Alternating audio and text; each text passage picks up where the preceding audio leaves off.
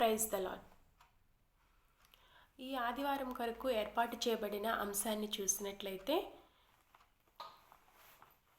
అడ్వెంట్లోని 3వ ఆదివారము యేసేపునకు శుభవర్తమానము, భయం గుప్పిట్లో నుండి విడుదల. ఇచ్చిన బైబిల్ పట్టణములు చూసినట్లయితే యెహోషువ గ్రంథము 1వ అధ్యాయము 1 నుంచి 9 వచనముల వరకు. 2వ పాఠముగా యోహాను రాసిన మొదటి పత్రిక 4వ అధ్యాయము 13 నుంచి 21 వచనముల వరకు. 3వ పాఠముగా పరిశుద్ధుడైన మత్తయి రాసిన సువార్త 1వ అధ్యాయము 18 నుంచి 25 వచనముల వరకు. ఉత్తర ప్రత్యుత్తర పాఠ్యభాగముగా కీర్తనల గ్రంథము 27వ కీర్తన. ఈరోజు బైబిల్ పట్టణములు మనకి ఇచ్చి ఉన్నారు. మొదటిగా పరిశుద్ధుడైన మత్తయి రాసిన సువార్త 1వ అధ్యాయము 18, 19 వచనములు చదువుకుందుము. యేసుక్రీస్తు జనన విధి ఎట్లనగా, ఆయన తల్లి అయిన మరియా యేసేపునకు ప్రదానము చేయబడిన తరువాత వారు ఏకము కాక మునుపు ఆమె పరిశుద్ధాత్మ వలన గర్భవతిగా ఉండెను.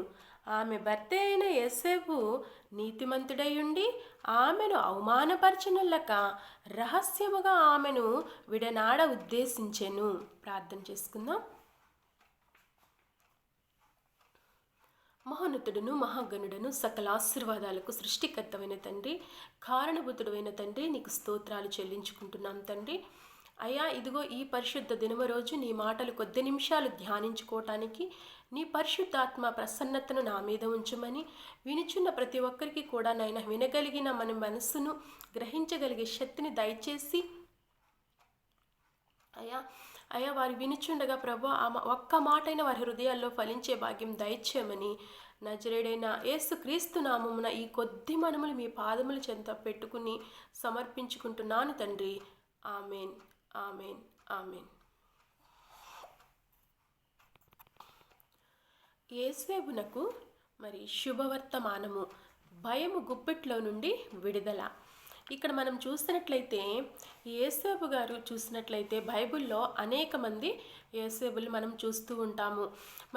మనం చాలా వరకు ఒక 8 మంది 10 మంది లోపు యేసేపులు ఉన్నారు. అంటే యోసేపు అనే పేర్లు ఏం చేస్తూ ఉంటారంటే, అనాది కాలంలో ఏం చేస్తూ ఉండేవాళ్ళంటే తండ్రి పేరును బట్టి వాళ్ళు పేర్లు పెడుతూ ఉండేవాళ్ళు కదా. మనం కూడా చూస్తాం కదా, జకరియా గారు తన కుమారుడైన యోహాను గారికి పేరు పెట్టే సమయంలో బంధువులందరూ అంటారు కదా, నువ్వేంటి పలక మీద చక్కగా అంటే రాశాడంట. మనం పలక అనుకుంటున్నాంలేండి, అప్పుడు ఆయన చక్కగా రాశాడంట, యోహాను అని పేరు పెట్టమని రాశాడంట. రాసినప్పుడు బంధువులు అన్నారంట కదా, అదేంటి మీ బంధువులు ఎవ్వరో కూడా యోహాను అనే పేరు లేరు కదా, మీరెందుకు యోహాను అని పేరు పెట్టమంటున్నారు అని అన్నారంట. అన్నప్పుడు అది దేవుడు చెప్పాడు అని జకరియా గారు యోహాను అని పేరు పెట్టినట్లు మనము చూస్తూ ఉంటాం. అంటే ఏంటంటే పితరులను బట్టి అనేక మంది ఆ పేర్లు తండ్రులను బట్టి పేర్లు పెట్టుకుంటూ ఉంటారు. ఇప్పుడు కూడా మనం చూస్తాం కదా, మన ముత్తాతల పేర్లు కానీ తాతల పేరు తండ్రుల పేర్లు ఆ పేర్లతోనే పుట్టే పిల్లలకి పెడుతూ ఉంటారు. అదేవిధంగా యేసేపు అనే పేర్లు మనం చూసినట్లయితే చాలామంది ఉన్నారు. మనకు తెలిసిన వాళ్ళని ఎక్కువగా మనం ఎవరిని పరిచయం చేసుకుంటూ ఉంటామంటే ఎక్కువగా మనం ఆదికాండంలో చూస్తాము. అక్కడ యోసేపు ఒకరిని చూస్తాం మనము. ఆయన యాకోబు యొక్క కుమారులలో ఒక అతను అనమాట. ఆయన కూడా చూసినప్పుడు ఆయన మనము ఎక్కువగా జ్ఞాపకం చేసుకుంటాం. ఆ యేసేపు కూడా ఈ యేసేపుకు లాగానే దర్శనాలు కలలు వస్తూ ఉండేవి. ఈ యేసేపుకు లాగానే ఆ యేసేపు కూడా నీతిమంతుడై ఉన్నాడు, దేవునికి భయపడిన వాడై ఉన్నాడు. ఈ యోసేపు వలె ఆ యేసేపు కూడా పాపమునకు దూరముగా పారిపోయిన వాడై ఉన్నాడు. అదేవిధంగా మనం చూసినట్లయితే ఈరోజు మనము మాట్లాడుకునే యోసేపు ఎవరంటే యేసుక్రీస్తు యొక్క బయాలజికల్గా ఆయన తండ్రి కాదు, కానీ సంరక్షకుడిగా యెహోవా దేవుడు యేసుక్రీస్తు ప్రభువారికి ఈ లోకంలో ఒక తండ్రిగా ఎంచుకున్నాడు. అప్పుడు ఈ లోకంలో మరి జీవించాలి అంటే ఒక సంరక్షకుడు అవసరము. అంటే ఈ లోక ప్రకారము తండ్రి అనేది కావాలి. కాబట్టి ఆ తండ్రి ఎవరంటే యోసేపు గారిని మరి నిర్ణయించుకున్నారు. యోసేపు గారికి నిర్ణయించుకోబట్టే మరియకి యేసాబుకి ప్రదానము చేయబడిన తరువాత వాళ్ళు ఏకము కాకమునుపు, మరి చూసారా, వాళ్ళు ఏకము కాకమునుపు అంటే ప్రదానము చేయబడిన తర్వాత వాళ్ళు యూదుల ప్రకారం ఏం చేస్తారంటే 1 సంవత్సరం కాలము వాళ్ళు వాళ్ళ తల్లిదండ్రుల దగ్గరే ఉంటారంట. ఎప్పుడైతే మరి నిశ్చితార్థం అయిపోతుందో వాళ్ళు ఏమవుతారంటే తమ తల్లిదండ్రుల దగ్గరే ఉండి అక్కడ కట్టుబాటులే కానీ వాళ్ళు మరి వాళ్ళు ఏ విధంగా ఉండాలో అనేది ప్రతీది కూడా వాళ్ళు పరీక్షా కాలంగా వాళ్ళకి ఉంటుందంట. ఆ సంవత్సర కాలంలో వాళ్ళు చాలా జాగ్రత్తగా ఉండాలంట. వారి పవిత్రతను కాపాడుకోవాలంట. ఆ విధంగా ఉండాలంట. ఆ విధంగా ఆనాది కాలంలో ఆ కట్టుబాటు అనేది ఉంది.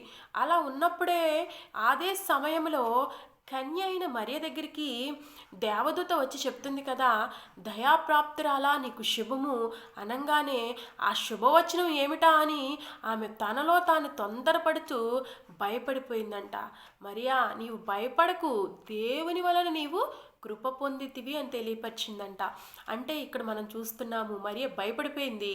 భయపడిపోవటం వల్ల దేవదూత చెప్పింది, నువ్వు భయపడొద్దు, ఎందుకంటే నీవు కృప పొందితివి, మరి లోక రక్షకుడే నీ గర్భాన్న వస్తున్నాడు అని తెలియపరిచినప్పుడు మరియ ఎంతగానో సంతోషించి ఆనందించి తన్ను తాను మరి దేవునికి సమర్పించుకుంది అని మనం చూస్తూ ఉంటాం.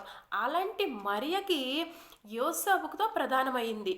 చాలామంది మనం చూస్తాం కదా, యోసేపు గురించి చాలా తక్కువగా మాట్లాడుతూ ఉంటాము. ఎందుకంటే యోసేపు గారిని మనం చూసినట్లయితే అనేక విషయాలలో మరి మనం చూస్తూ ఉంటాము. సందర్భాల్లో మెసేజ్లు చెప్పే విషయంలో కూడా యోసేపు గారి పాత్ర అనేది చాలా తక్కువగా ఉంటుంది. మనము స్కిట్స్ వేసినప్పుడు కూడా యోసేపు గారు ఏదో జస్ట్ అట్లా నుంచుని నడిపించడమే మనం చూస్తూ ఉంటాము. ఆయన మాటలే కానీ మరి ఆయన ఎక్కువగా కనిపించవు. ఎక్కువ మరియనే మనం చూస్తూ ఉంటాము. అయితే ఇక్కడ యేసుక్రీస్తు ప్రభువారు భూమి మీద రావడానికి ఇద్దరు కూడా కారణమయ్యారు. వారి ఇద్దరు కూడా కారణం అవ్వబట్టే, అందుకని దేవుడు వారి ప్రణాళికలో ఉండబట్టే వాళ్ళని ఎన్నుకున్నాడు. ఎందుకంటే యోసేపు నీతిమంతుడు అని చెప్తున్నాడండి బైబిల్ గ్రంథంలో. మరి బైబిల్ గ్రంథంలోనే చెప్తున్నారు కదా, నీతిమంతుడు ఒక్కడునూ లేడు అని చెప్తూ మళ్ళీ నీతిమంతుడు అని కూడా బైబిల్ గ్రంథంలోనే చూపిస్తున్నారు.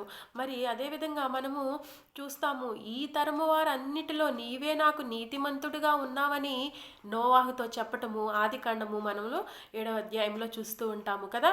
మరి నీతిమంతుడు లేడు అన్న దేవుడే నీతిమంతుడిగా కనబడ్డాడు యోసేపు నీతిమంతుడిగా ఉన్నాడు. కాబట్టి యోసేపు యొక్క గుణగణాలు ఎరిగిన దేవుడు యోసేపుని మరి చక్కగా ఒక మంచి తండ్రిగా ఈ లోకంలో యేసుక్రీస్తు ప్రభువారికి ఎన్నుకోవడానికి దేవుడు అలా ఏర్పరచుకున్నారు కాబట్టే, నీతిమంతుడిగా ఉన్నాడు కాబట్టే ఏమవుతుందంటే ఇక్కడ మరియ గర్భవతి అని తెలిసిన సమయంలో అప్పుడు ఆమెను ఏం చేస్తున్నాడంటే, ఈమెను నేను రహస్యంగా విడిపించేసుకుంటా, ఎందుకంటే ఆమె మంచిదే, మరియ పట్ల నాకు చాలా తెలుసు, ఆమె నడవడికే కానీ ఆమె పద్ధతే కానీ చాలా మంచి అమ్మాయే కదా, ఈ విధంగా ఎలా జరిగింది అని తనలో తాను అసలు ఎంత మదన పడిపోయి ఉంటాడో ఆలోచించండి ఒక్కసారి. అనుకుంటాడు కదా, ఈ మనుషులు ఏమంటారో, నా చుట్టుపక్కల ఉన్న మనుషులు అంటారు కదా, అమ్మో యోసేపుకి ప్రదానం చేయబడిన మరియ అంట గర్భవతి అంట అని చెప్పుకుంటూ మనుషులు పెట్టే మాటల వల్ల ఈయన ఎంత బాధపడతాడో అని ముందే భయపడిపోతున్నాడు. ఏంటంటే నేను ఇలాంటి నిందను మరి మోపిన మరి ఇట్లా మరియతో నేను ఏ విధంగా ఉండాలి అనే ఆలోచనతో కలవరపడిపోతూ తనకు తానే అనుకున్నాడు. ఇక చివరికి ఓకే, ఇది అందరిలోకి తీసుకెళ్ళిపోయి ఈమెను అవమానపరచడం నాకు ఇష్టం లేదు అంటే చూసారా, అతనిలో ఉన్న మంచితనం అనేది మనకి కనిపిస్తుంది. అతనిలో ఉన్న విశ్వాసాన్ని మనం చూస్తున్నాం, అతనిలో ఉన్న వివేకత్వాన్ని మనము చూస్తున్నాం. అతని వ్యక్తిత్వం ఎలా ఉందంటే మంచివాడై ఉన్నాడు, నీతిమంతుడై ఉన్నాడు, దేవునికి భయపడేవాడిగా ఉన్నాడు. అందుకని దేవునికి భయపడ్డాడు కాబట్టే ఆ మరియని ఏం చేస్తున్నాడంటే నేను అందరిలో పెట్టి అవమానపరచును. ఎందుకంటారా, అలా పెట్టడం వల్ల ఆమెకి మరి ఎలా వచ్చిద్దంటే మరణం అనేది వస్తుంది అని భయపడి ఏం చేశాడంటే వద్దులే, ఇది నేను చక్కగా విడిపించేసుకుంటాను, మంచితనంతో రహస్యంగా నేను వదిలేస్తాను మరి అని అనుకున్నప్పుడు దేవదూత పైనుంచి వచ్చి స్వప్నమందు మరి చక్కగా యేసేపుకు ప్రత్యక్షమై చెప్తుంది, దావీదు కుమారుడైన యేసేపు నీవు మరియను చేర్చుకున్నటకు భయపడకుము అని చక్కగా తెలియపరుస్తుంది అనమాట.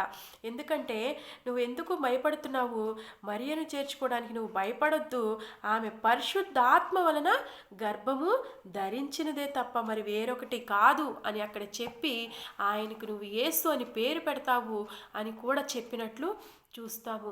ఆయన మరి చక్కగా నిద్రపోతున్న సమయంలో స్వప్నమందు దూత వచ్చి తెలియపరిచినప్పుడు ఇది కళ అని అనుకోవచ్చు కదా, మరి అనుకోవచ్చు. కానీ దేవుని యొక్క ప్రణాళిక ఆయనకి వచ్చిందని తెలుసుకుని ఆయన ఏం చేశాడంటే చక్కగా మరి ఆ మాటకు సమ్మతించి మరియను చేర్చుకున్నాడంట.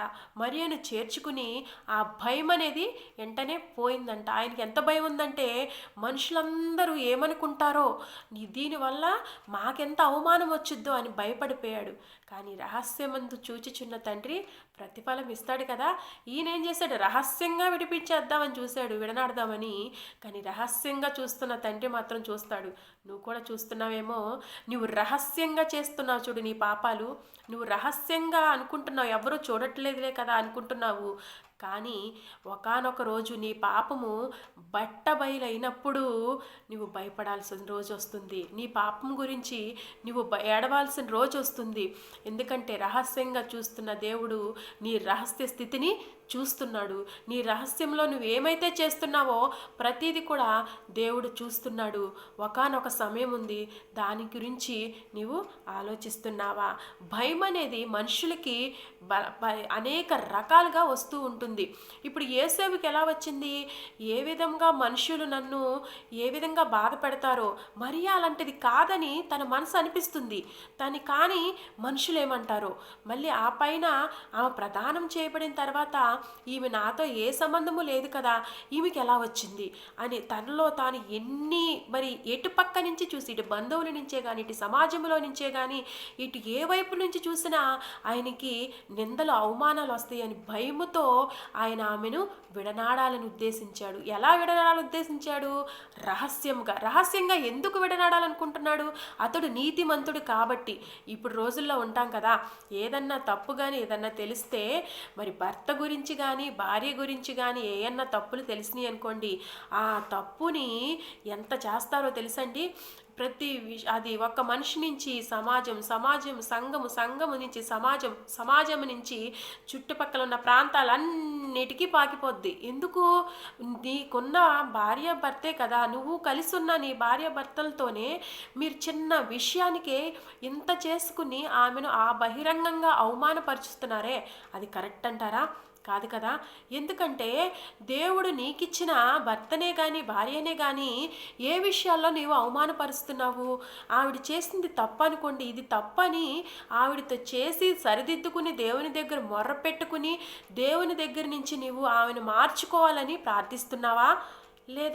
లేదంటే తను చేసిన తప్పుల్ని గుచ్చి చూపిస్తూ తన్ని ఇంకా మనము ఏంటంటే పాపంలోకి పడిపోయేటట్టు చేస్తున్నామా? చూసారా, ఈ భయం అనేది మనకు అసలు ఎప్పుడు ఏర్పడిందంటే అనాది కాలంలోనే మరి ఏర్పడింది. ఎలా? మన పితరులైన ఆదాము అవ్వ ఏం చేస్తున్నారంటే చక్కగా ఏదేని వనం ఇస్తే ఏదేని వనంలో తినండి, చక్కగా మంచి ఫలాలు ఇచ్చి అన్నీ చక్కగా సంచారం చేయండి అని చెప్తే ఈ ఆదాము అవ్వ ఏం చేశారంటే మరి చక్కగా వద్దన్న పండుని తిని వాళ్ళు తమ యొక్క మరి పవిత్రతను మరి పోగొట్టుకున్నారు. ఆజ్ఞ అతిక్రమించడం వల్ల ఏమొచ్చిందంటే పాపం వచ్చింది. ఆ పాపములోనే వీళ్ళకి భయం అనేది వచ్చింది.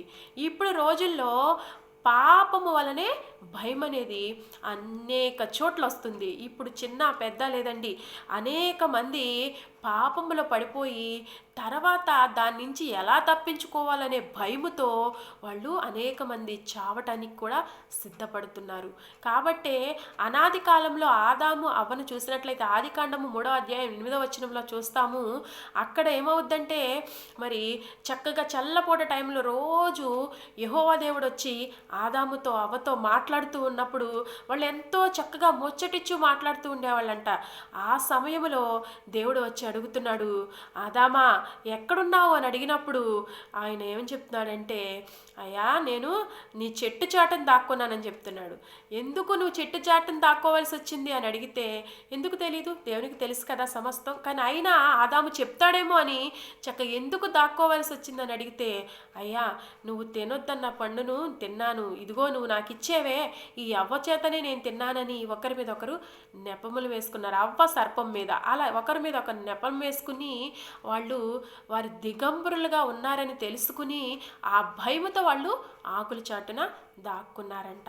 చూసారా, భయం అనేది ఎందుకు వచ్చిందంటే మాట వినకపోవటం వలన భయం అనేది మరి ఏర్పడింది. పాపము చేయటం వలన భయం అనేది ఏర్పడింది. అవిధేయత వలన మరి భయం అనేది ఏర్పడింది.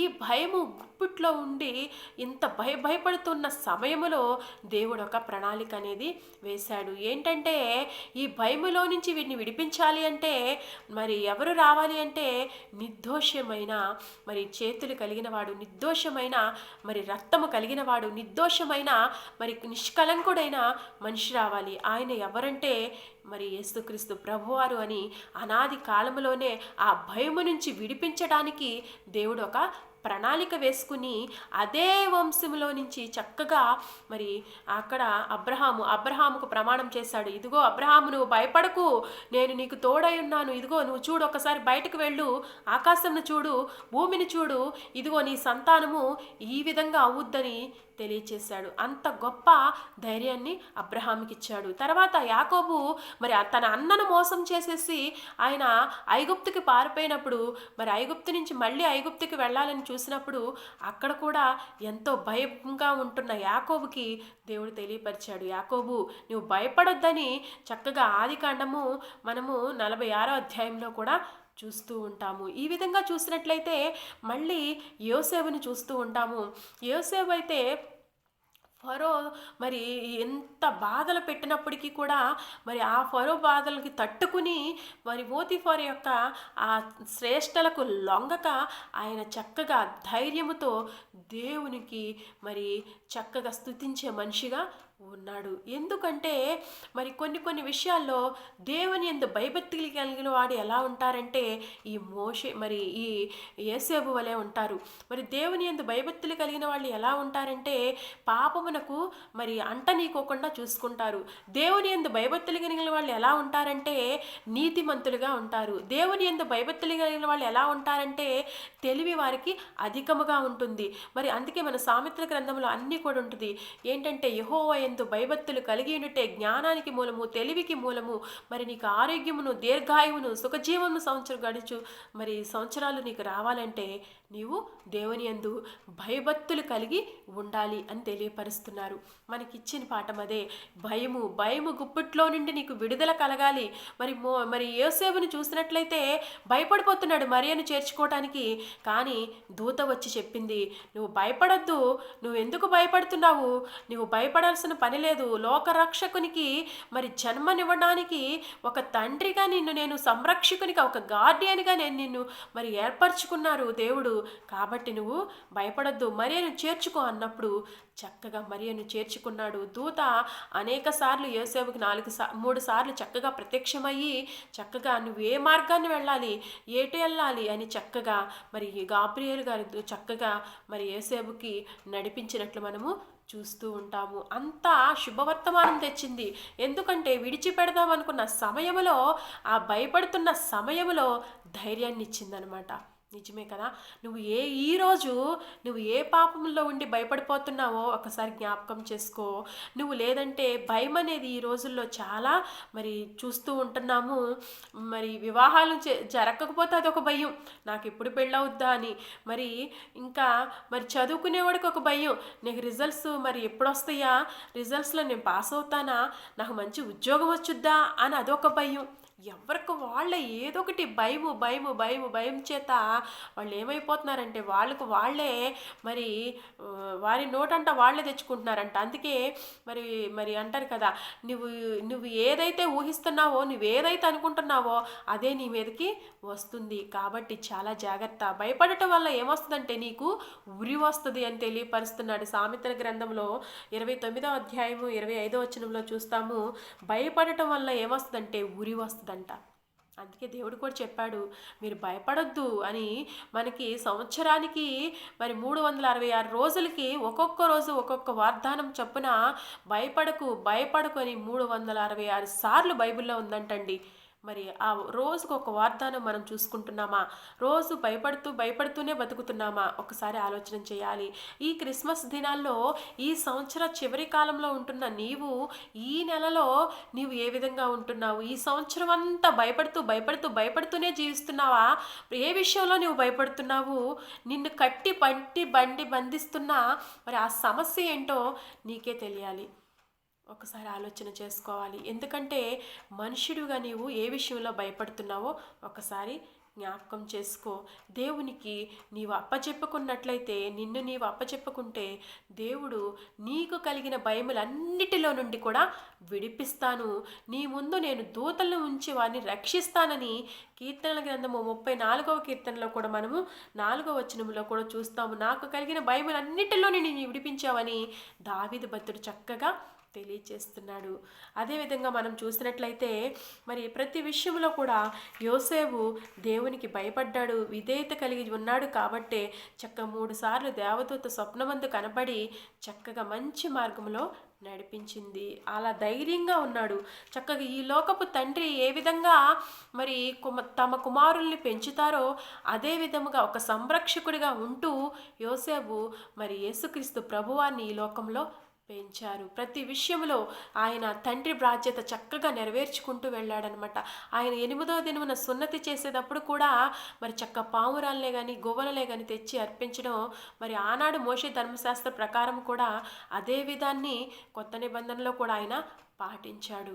నిజముగా ఆయన మరి 12 ఏళ్ల వయసు సమయంలో మరి యేసుక్రీస్తు ప్రభువారు శాస్త్రుల మధ్య మరి అందరూ మరి జ్ఞానుల మధ్య ప్రశ్నలు వేస్తూ ఉన్న సమయంలో మరియా యేసేపు మర్చిపోయి వెళ్ళిపోయినప్పుడు మళ్ళీ తిరిగి మరి యేసేపు గారు కూడా తన మరి కుమారుని ఎత్తుక్కుంటూ వచ్చినట్లు చూస్తూ ఉంటాం. అంటే ఎక్కడ చూసినా తను చేస్తున్న పనిలో కూడా యేసుక్రీస్తు ప్రభువారు సహాయం చేస్తున్నట్లు మనము, ఆయన వడ్లవాని కుమారుడు కాదా అని అనేక మంది మరి ఆయనను ఆ విధంగా గుర్తించారంట.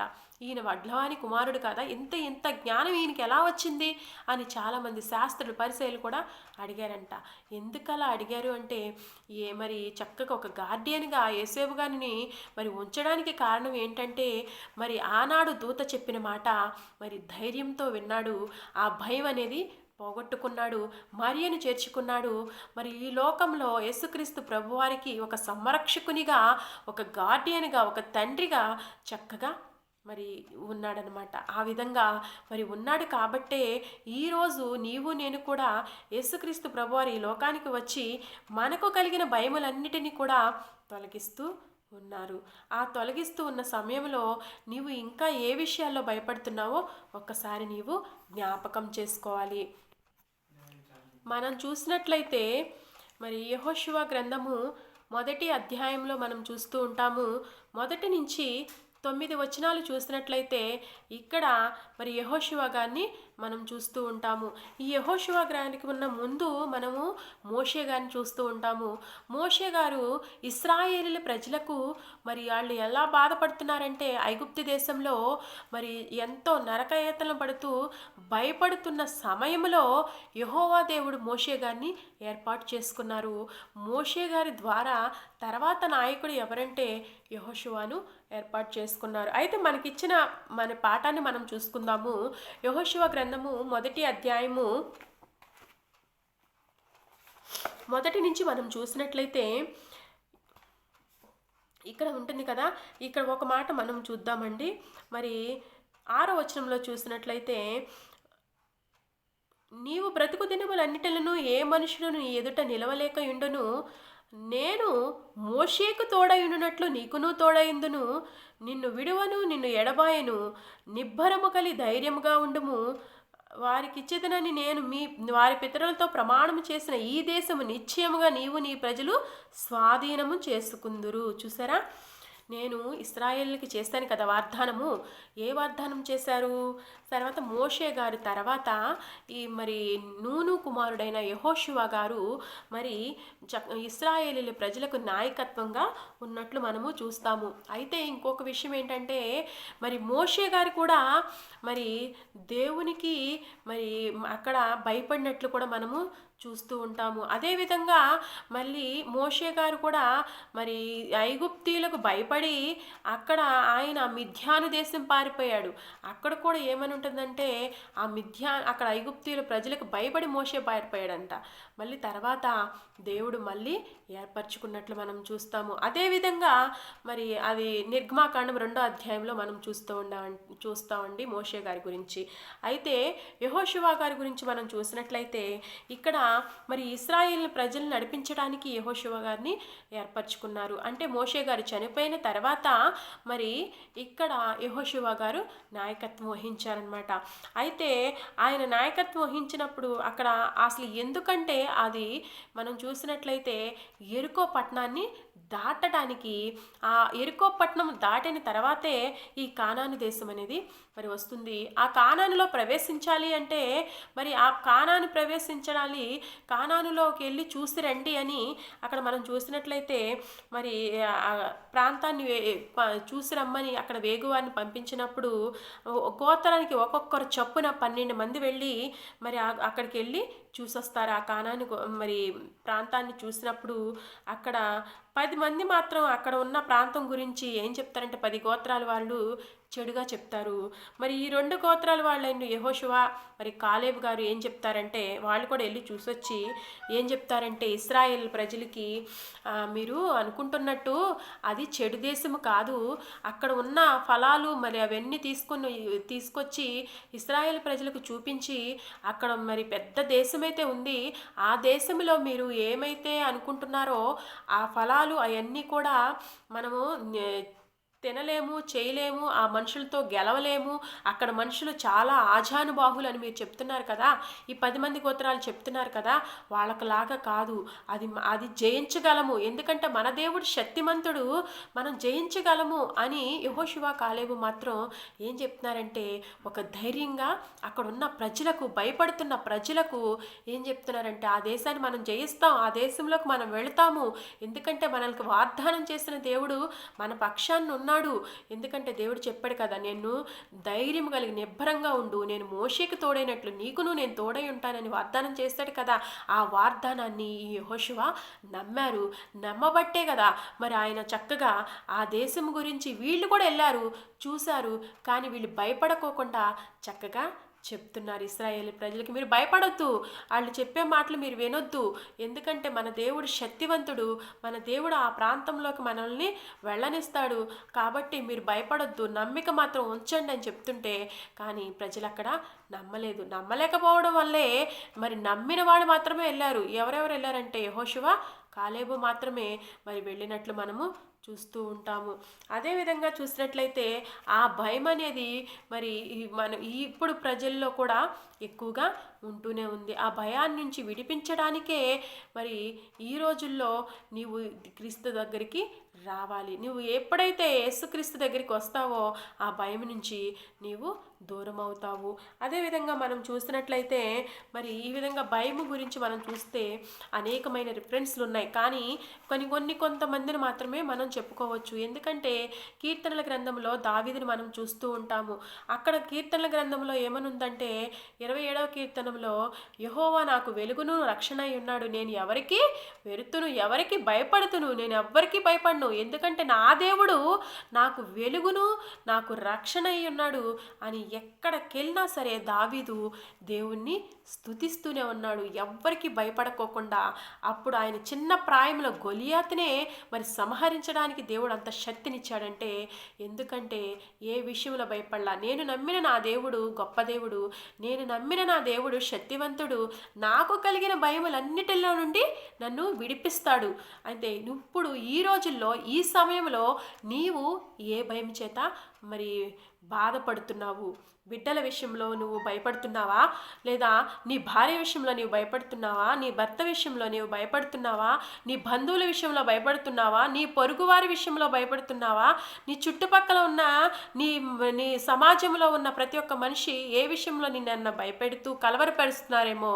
కానీ భయపడొద్దు, నమ్మిక మాత్రము ఉంచుమని తెలియపరుస్తున్నారు. యేసుక్రీస్తు ప్రభువారు పుట్టిన తరువాత ఆయన ప్రతి ఒక్కరికి ఏం చెప్తూ వచ్చారంటే మరి దూతలకి ఆయన మరియతో చెప్పారు భయపడొద్దని, యేసేపుతో చెప్పారు భయపడొద్దని, మరి గొల్లలకి చెప్పారు భయపడొద్దని. దావీదు పట్టణమందు నేడు రక్షకుడు మీ కొరకు పుట్టి ఉన్నాడు కాబట్టి మీరు భయపడొద్దు, మీ సంతోషంతో ఆనందంతో ఉండడని మరి గొల్లలకి చెప్పారు. మరి జక్కరీకి చెప్పారు నువ్వు భయపడొద్దు, నీ కుమారుడు పుడతాడు నీ వృద్ధాప్యంలోనే అని చెప్పారు. మరి ఈ రోజుల్లో నువ్వు ఏ విషయంలో భయపడుతున్నావు? భయపడొద్దు అని ఈరోజు నీకు నాకు దేవుడు ఒక వాగ్దానం చేస్తున్నాడు. ఏ విషయంలో భయపడుతున్నామో మనం జ్ఞాపకం చేసుకోవాలి. అందుకని మనకి యోహాను రాసిన మొదటి పత్రిక 4వ అధ్యాయము 18-21 వచనాల్లో చూసినట్లయితే అక్కడ మరి దేవుని యందు మనం భయము కలిగి దేవుని యందు మనం ప్రేమ కలిగి ఉంటే భయం అనేది మనలో ఉండదు అని తెలియపరుస్తున్నాను. నువ్వు ఏ విషయంలో భయపడుతున్నావేమో, ఏ విషయంలో నువ్వు భయపడొద్దు. నువ్వు దేవుని యందు ప్రేమతో ఉంటే, దేవుని విషయంలో నువ్వు ప్రేమ కలిగి జీవిస్తే, నువ్వు ఏ విషయంలో బాధపడుతున్నా సరే దేవుడు నిన్ను చక్కగా పై స్థితిలో ఉంచుతాడు, నీకు కలిగిన భయములన్నిటిలో నుంచి విడిపిస్తాడు అని మరి యోహాను రాసిన మరి పత్రిక అంతా కూడా మన ప్రేమలోనే చక్కగా ఐక్యత ఉంటుంది. ప్రేమలోనే మరి భయం అనేది ఉండదు అని తెలియపరుస్తున్నారు. నిజమే కదా, మనం ప్రేమించిన వాళ్ళు మనతో మంచిగా ఉన్న వాళ్ళతో మనం భయపడకుండా చక్కగా మాట్లాడేస్తాం. అదే మనకు తెలియని వాళ్ళతో మాట్లాడాలంటే కొంచెం భయపడుతూ ఉంటాం. అదేవిధంగా నువ్వు అందుకని చెప్పాడు, నువ్వు ఎవరినైతే ప్రేమిస్తున్నావో వారిని నువ్వు కలిగి ఉంటే భయం అనేది ఉండదు. అందుకని ఈరోజు నువ్వు దేవుణ్ణి ప్రేమిస్తున్నావా? దేవుణ్ణి నువ్వు ప్రేమించినట్లయితే నీలో భయం అనేది ఉండదు, నీలో మరి ఏ విషయంలో అయినా కలవరం అనేది ఉండదు అని మరి యోహాను రాసిన మొదటి పత్రికలో మనకి తెలియపరుస్తున్నారు. అదేవిధంగా మనం చూస్తాము యెషయా గ్రంథము 43:1 చూస్తాము, భయపడొద్దు నీవు నా సొత్తు ఇశ్రాయేలు అని తెలియపరుస్తున్నాడు. అదేవిధంగా మనము కీర్తనల గ్రంథము 103వ కీర్తనలో చూస్తూ ఉంటాము, 13వ వచనంలో కూడా చూస్తాము. అదేవిధంగా సామెతలు 9వ అధ్యాయంలో మనం చూస్తూ ఉంటాము. 128వ దావీదు కీర్తనలో మరి భయపడొద్దు అని తెలియపరుస్తున్నాడు. గాఢంధకారపు లోయలలో నేను సంచరించినను ఏ అపాయంకు భయపడను అని మరి 23వ కీర్తనలో చూస్తాము. 91వ కీర్తనలో కూడా నీ పక్కన మరి ఎంతమంది పడినా రాత్రి వేళ కలుగు భయముకైనను పగటి వేళ ఎగురు బాణముకైనను చీకటిలో సంచరించి తెగులకైనను నీవు భయపడకుందువు అని తెలియపరుస్తున్నారు. ఏ విషయంలో నువ్వు భయపడుతున్నావో, రాత్రి వేళ నీకు భయం అంటే కొంతమందికి కొన్ని విషయాల్లో చీకటి అంటే భయము, కొంతమందికి కొన్ని ప్లేస్లు కొన్ని ప్రదేశాలు చూస్తే భయము. కొంతమంది మనుషులను చూస్తే కూడా భయమేనండి. ఎందుకంటారా, వాళ్ళని చూస్తే అమ్మో ఎందుకు వచ్చిందిలే బాబోయ్ అంటారు. ఎందుకంటే కొంతమంది ఏ విషయంలో మీరు భయపడుతున్నారో ఆ విషయాన్ని దేవుని దగ్గర మనము తెలియపరిచినట్లయితే, దేవుడు ప్రేమ కలిగిన వాడు కాబట్టి ఆయన భయపడితే మాత్రం ఆయనకి ఇష్టం ఉండదంట. ఎందుకంటే ఆయన చెప్పాడు, తిమోతికి రాసిన మొదటి పత్రికలో చెప్పాడు, మనకు చూస్తాము. తిమోతికి రాసిన పత్రికలో ఉంటుంది కదా, మొదటి పత్రిక మరి మొదటి అధ్యాయము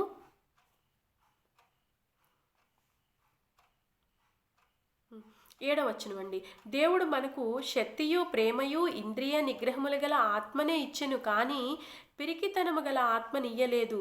కాబట్టి నీవు మన ప్రభు విషయమైన సాక్ష్యమును గూర్చినైనను ఆయన ఖైదీనైన నన్ను గూర్చినైనను సిగ్గుపడక దేవుని శక్తి బట్టి సువార్త నిమిత్తమును శ్రమానుభవములో పాలుపడై యుండుము అని తెలియపరుస్తున్నారండి.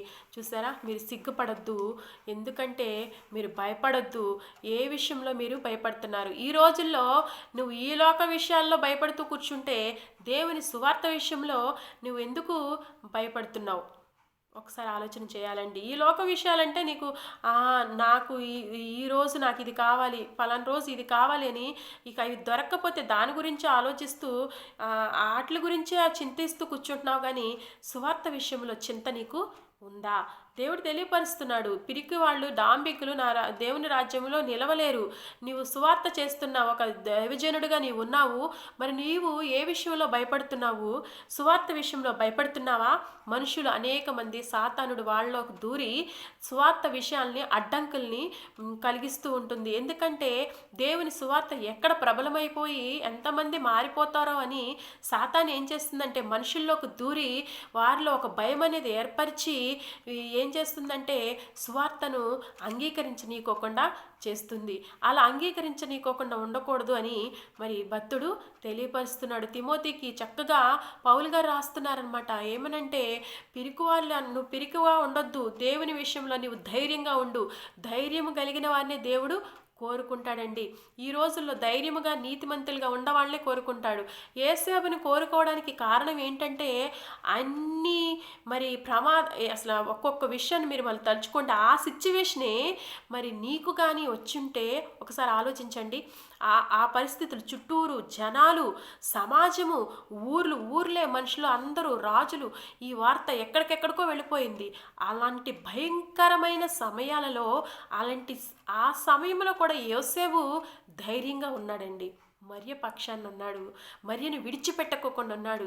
యేసుక్రీస్తు మరి జననమయ్యే వరకు కూడా మరియను అంటి పెట్టుకుని తర్వాత కూడా తను మరియను ముట్టుకోకుండా, ఎప్పుడైతే యేసుక్రీస్తు ప్రభు వారి జననమయ్యిందో ఆ తర్వాత కూడా యేసుక్రీస్తు ప్రభు వారి యొక్క మరి కుమారుడి తనకు తండ్రిగా మరి ఏ విధంగా తన కుమారుని చూసుకోవాలో ఆ విధంగా చూసుకున్నాడు. అంత గొప్ప ధైర్యం కలిగి ఉన్నాడు కాబట్టే మరి దేవుడు యేసేపుని ఏర్పరచుకున్నాడు. ఇప్పుడు నువ్వు ఎలా ఉన్నావో ఒకసారి జ్ఞాపకం చేసుకో. ఏ విషయంలో భయపడుతున్నావో జ్ఞాపకం చేసుకో. రోగాల గురించి భయపడుతున్నావా? భయపడొద్దు. ఎందుకంటే యేసు రక్తములోనే మనకి సమస్తము విడుదల ఉంది, సమస్తము మనకి స్వస్థత ఉంది. కాబట్టి భయపడొద్దు. ఏ పాపము విషయంలో భయపడుతున్నావా? భయపడొద్దు. ఆయన పాపులను మరి ప్రేమించడానికి ఈ లోకానికి వచ్చాడని, పాపుల ఇంట్లో ఆయన బస చేశాడు, పాపులతో ఆయన సహవాసం చేశాడు. అందుకే నేను పాపులనే పిలవచ్చితిని కానీ నీతిమంతులను పిలువ రాలేదని చెప్పాడు. మరి అనారోగ్యం కలిగిన వారికే వైద్యుడు అవసరం, కానీ ఆరోగ్యంగా ఉన్నవాడికి వైద్యుడు అవసరం లేదు కదా అని చెప్పాడు. నువ్వు ఏ విషయంలో భయపడుతున్నావో ఒకసారి నీవే పరిశీలన చేసుకో. ఏ విషయంలో భయపడినా సరే దేవుని దగ్గరికి రా. ఈ సమయంలో దేవుడు నీకు ఏ కార్యమైనా చేయగల సమర్థతుడు. నువ్వు ఎప్పుడైతే ఈ సంవత్సర ఎండింగ్లో ఉన్నావు, ఎండింగ్లో ఉండి ఏ విషయాల్లో భయపడుతున్నావో ఆ విషయాలన్నీ కూడా ఈ సంవత్సరంలో, ఈ నెలలో నీవు వదిలేసేయి. ఆ వదిలేసినప్పుడు ఆ భయమును నువ్వు ఎప్పుడైతే వదిలేస్తావో దేవుని దగ్గరికి నీవు వచ్చి కన్నీటితో ఎప్పుడైతే ప్రార్థన చేస్తావో ఆ ప్రార్థన విన్న దేవుడు నీకు ధైర్యమునిచ్చి దేవుని స్వార్థ విషయంలో నీకు గొప్పగా సహాయం చేయగల దేవుడై ఉన్నాడు. కాబట్టి మనకి భయపడకనే మాట చాలా సార్లు బైబిల్ గ్రంథంలో ఉంది, కానీ రిఫరెన్స్లతో మనం చెప్పొచ్చు, కానీ నేను ఎక్కువగా చెప్పడానికి ప్రతి ఒక్కరికి తెలిసిన విషయమే కాబట్టి. కానీ ఏ విషయంలో భయపడుతున్నావో ఒకసారి జ్ఞాపకం చేసుకుని దేవుని యందు భయభక్తులు కలిగి ఆయన భయము మనం పొందుకుంటూ ఆయన మన దయ మన మీద ఉండాలని కోరుకుంటూ ఆయనలోనే మనం జీవిస్తూ మరి ఆయన సువార్త విషయంలో మనం భయం లేకుండా నిర్భయముగా మరి ఆ సువార్తను తెలియచెప్పేవారిలా ఉండాలి. ఇప్పుడున్న సమాజంలో చాలా జాగ్రత్తగా మీరు భయపడుతూ సువార్తను నిర్లక్ష్యం చేస్తూ సువార్తకు ఇతరులకి చెబితే నేను ఎక్కడ తక్కువైపోతానో, లేదంటే నేను ఈ సువార్త చెప్పడం వల్ల నాకు రావాల్సిన ఏమేమన్నా బెనిఫిట్స్ పోతాయో అని నువ్వు ఆలోచిస్తూ భయపడుతూ సువార్తను నెగ్లెక్ట్ చేసావనుకోండి, దేవుడు కూడా నిన్ను వద్దనుకుంటే ఏం చేస్తావు? ఆలోచించండి. అలా అనుకోలేదు, చక్కగా మన కోసము తన రక్తాన్ని చిందించడానికి కూడా ఆలస్యం చేయక వచ్చి తన రక్తాన్ని చిందించి మరి చక్కగా ఆయన ప్రాణాన్ని మన కొరకు పెట్టి చక్కగా పునరుద్ధానుడై తిరిగి లేచి వెళ్ళాడు. ఆ సువార్తను నీవు ప్రకటిస్తున్నావా? ఒకసారి జ్ఞాపకం చేసుకో. ఆయన వచ్చాడు, వెళ్ళిపోయాడు, మళ్ళీ వస్తున్నాడు. ఆ సువార్తను నీవు ప్రకటిస్తున్నావా? ఆయన చెప్పింది ఇదే, నువ్వు నా పని చేయమని చెప్పాడు. ఏంటంటే ఆ సువార్తనే మరి తెలియచెప్పమన్నాడు. ఆ సువార్తే నేను చనిపోయి తిరిగి లేచాను, మళ్ళీ రానయ్యున్నాను. కాబట్టి ఈ సువార్తను ప్రతి ఒక్కరికి ఎవరికైతే తెలియలేదో వాళ్ళకి తెలియజెప్పాలి. అలాంటి సువార్తను నీ వంతు నువ్వు ఏ విధంగా చేస్తున్నావో ఒక్కసారి నువ్వు పరిశీలన చేసుకుంటూ, నీకు ఏ భయము చేత నువ్వు బాధింపబడుతున్నా, ఏ బంధకాల చేత నువ్వు భయపడుతున్నా సరే, యేసుక్రీస్తు నామమున స్వస్థత కలుగుద్ది, భయం అనేది నుండి విడుదల కలుగుతుంది. కాబట్టి నువ్వు దేవుని దగ్గరికి రా. అందుకే యాయిర్ వచ్చి ఏం చెప్తున్నాడంటే, అయ్యా నా కుమార్తె సావు సిద్ధమైపోతుందని చెప్పినప్పుడు భయపడొద్దు, నమ్మిక మాత్రం ఉంచు అన్నాడు. నిజమే, నువ్వు ఏ సమయంలో ఏ విషయాల్లో భయపడుతున్నావో నమ్మిక మాత్రం ఉంచని మార్కు సువార్త 5వ అధ్యాయంలో మనం చూస్తాము. అదేవిధంగా ప్రతి విషయంలో మనం భయపడుతూ వచ్చింది ఎవరు? మరి చక్కగా రక్తస్రావము కలిగిన స్త్రీ అంతమంది జనంలోకి వచ్చి తనకు భయపడుతూ ఉన్న సమయంలో వెళ్ళి తన వస్త్రాన్ని చెంగు ముట్టుకుంది. ఆ చెంగు ద్వారా ప్రభావం వెడలి తనలో ఉన్న రోగం అంతా పోయింది. చక్కగా మళ్ళీ తర్వాత నిర్భయంగా నేనే ప్రభువా ముట్టుకున్నదని ధైర్యంగా చెప్పింది. నువ్వు దేవుని దగ్గరికి భయపడుతూ వస్తే దేవుడు నిన్ను ధైర్యంతో నిలబెడతాడు, అందరి ముందు నిన్ను గొప్పగా నిలబెడతాడు. కాబట్టి దేవుని యందు భయభక్తులు కలిగి మనం జీవించాలి, పాపానికి దూరంగా ఉండాలి.